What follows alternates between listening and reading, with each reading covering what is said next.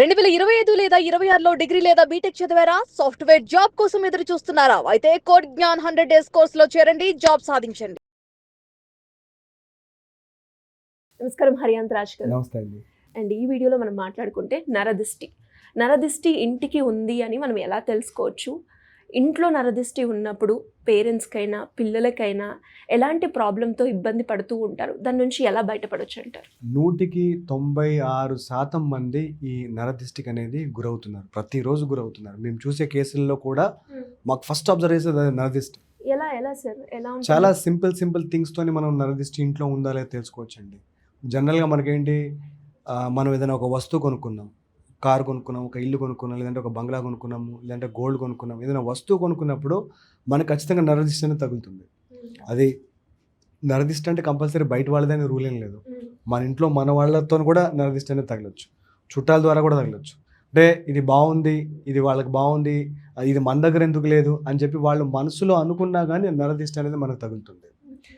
ఇంట్లో నరదిష్టి ఉందా లేదా తెలుసుకోవాలంటే చాలా సింపుల్ టెక్నిక్ అండి. ఫస్ట్ మీది గుమ్మం ఏదైనా పర్లేదు, అంటే ఫేసింగ్ ఏ హౌస్ అయినా పర్లేదు, ఏ ఫేసింగ్ అయినా పర్లేదు, మీరు తులసి కోటని అబ్జర్వ్ చేసుకోండి ఇంట్లో.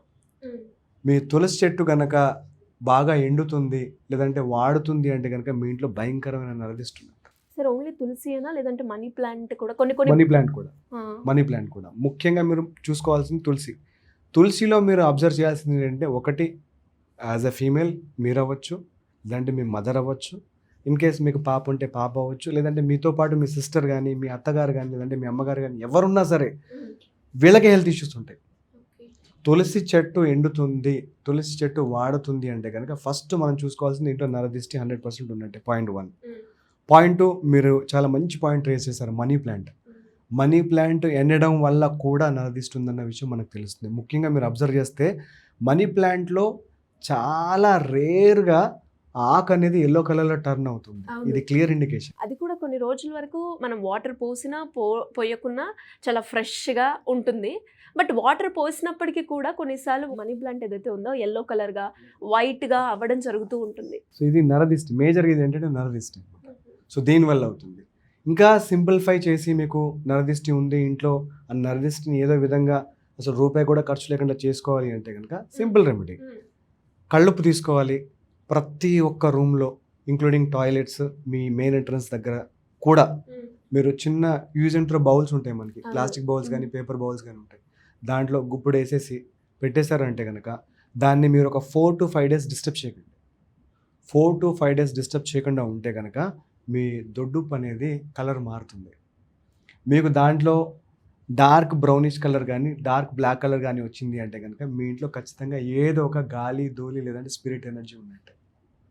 సో దాని తర్వాత మీకు కొంచెం ఎల్లోయిష్ కలర్ కానీ లేదంటే కొంచెం యాష్ కలర్ కూడా టర్న్ అవుతుంది. Ash colour yellowish colour turn అవుతుంది అంటే కనుక ఖచ్చితంగా ఇంట్లో మనకి నరదిష్టి ఉన్నట్టే. అంటే నరదిష్టి ఒక చూసే ఒక దృష్టిని పట్టే కాకుండా కొన్నిసార్లు మనం తెలుసో తెలియకో పక్కింటి వాళ్ళ దగ్గర నుంచో, ఎదురింటి వాళ్ళ దగ్గర నుంచో, లేదంటే మనకు తెలిసిన వాళ్ళ దగ్గర నుంచి ఏదైనా వస్తువులు తెచ్చుకోవడం వల్ల కానీ, వాళ్ళు వచ్చిన తర్వాత వాళ్ళు చూసిన ఒక దృష్టి బట్టి కానీ, ఏదైనా వస్తువు టచ్ చేయడం కానీ, ఇలాంటివి జరిగినప్పుడు అనేవి ఏంటంటే ఈ ఎనర్జీస్ అనేవి చాలా ఈజీగా ట్రాన్స్ఫార్మ్ అవుతాయి.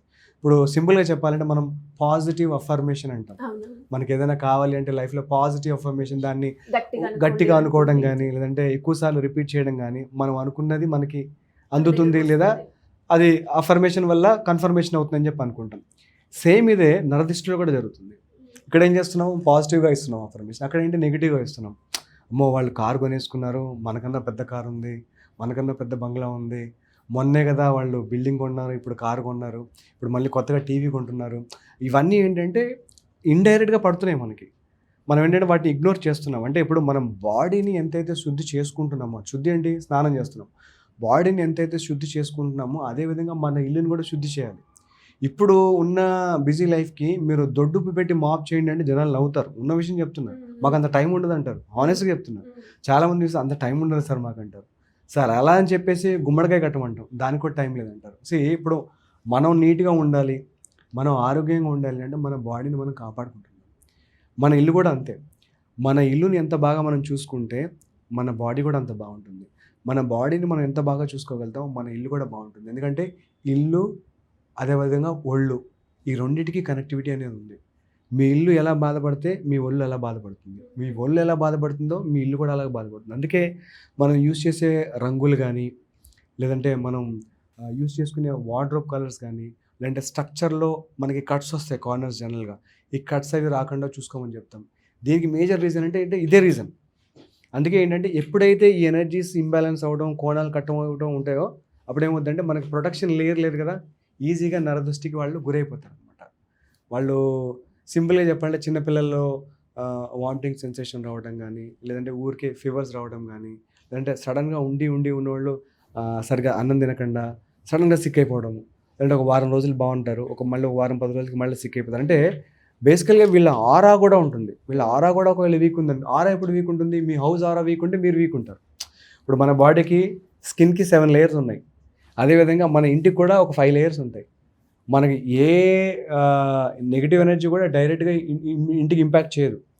ఏ మేజర్ హార్ట్ రిలేటెడ్ కానీ, మేజర్ హెల్త్ ఇష్యూస్ కానీ డైరెక్ట్గా ఇంపాక్ట్ చేయవు. ఫస్ట్ కొంచెం అన్ఈజీనెస్ క్రియేట్ అవుతుంది బాడీలో. దాని తర్వాత జ్వరం రావటము, దగ్గు రావటము, జలుబు రావటము, అలా ఫర్దర్గా డయాగ్నోస్ చేస్తే మెల్లమెల్లగా దేనికో దారితీస్తుంది. ఈ నరదిష్టి వల్ల ఒక వ్యక్తి, బాగా హెల్తీగా ఉన్న వ్యక్తి ఒక జబ్బు చేసి ఆరోగ్యం హీనించిన వాళ్ళు కూడా చాలామందిని చూశాను. అండ్ వీటికి అన్నిటికీ ఏంటంటే మనం పరిష్కారం చేసుకోవాలి.